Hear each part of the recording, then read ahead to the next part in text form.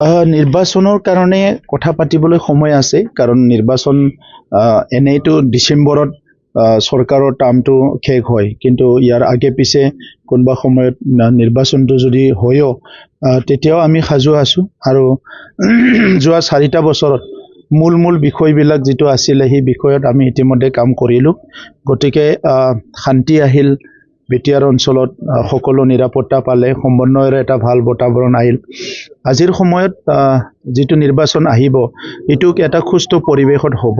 আগৰ সময়ত বন্দুক বাৰুদ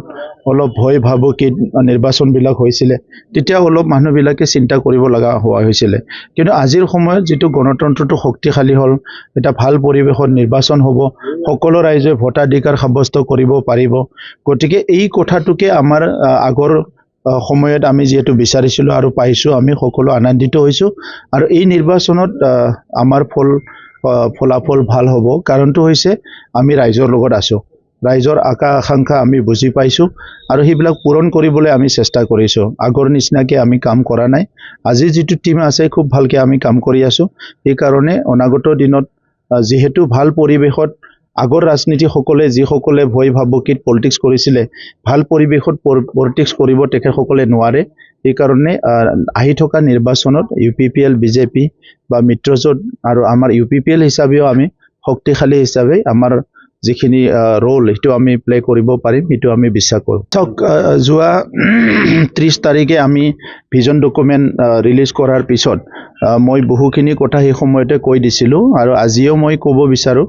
যে শিক্ষাৰ পৰা লৈ পেলাই অৰ্থনীতিৰ পৰা লৈ সকলো কামবিলাক বিটিআৰৰ এতিয়া আৰম্ভ হৈছে অহা মাৰ্চ মাহত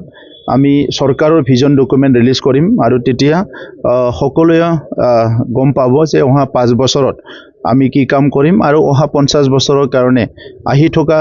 বিটিআৰৰ যিখিনি প্ৰজন্ম আছে সকলৰ কাৰণে আমি কি কাম কৰি যাম সেইটো সকলো মাৰ্চ মাহত গম পাব নিৰ্বাচনৰ কাৰণে কথা পাতিবলৈ সময় আছে কাৰণ নিৰ্বাচন এনেইতো ডিচেম্বৰত চৰকাৰৰ টাৰ্মটো শেষ হয় কিন্তু ইয়াৰ আগে পিছে কোনোবা সময়ত নিৰ্বাচনটো যদি হয়ও তেতিয়াও আমি সাজু আছোঁ আৰু যোৱা 4টা বছৰত মূল বিষয়বিলাক যিটো আছিলে সেই বিষয়ত আমি ইতিমধ্যে কাম কৰিলোঁ গতিকে শান্তি আহিল বিটিআৰ অঞ্চলত সকলো নিৰাপত্তা পালে সমন্বয়ৰ এটা ভাল বাতাবৰণ আহিল আজিৰ সময়ত যিটো নিৰ্বাচন আহিব এইটোক এটা সুস্থ পৰিৱেশত হ'ব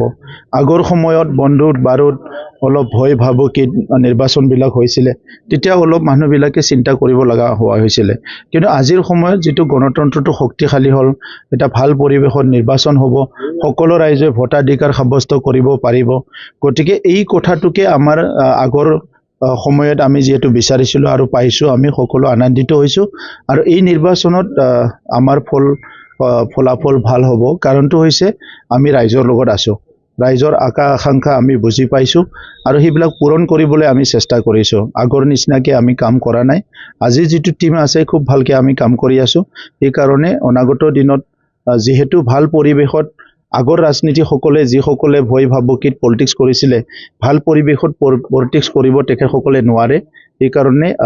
আহি থকা নিৰ্বাচনত UPPL বিজেপি বা মিত্ৰজোঁট আৰু আমাৰ UPPL হিচাপেও আমি শক্তিশালী হিচাপে আমাৰ যিখিনি ৰোল সেইটো আমি প্লে কৰিব পাৰিম সেইটো আমি বিশ্বাস কৰোঁ যিকোনো খবৰৰ বাবে যোগাযোগ কৰক 7099017330 লগতে 7099017110 নম্বৰত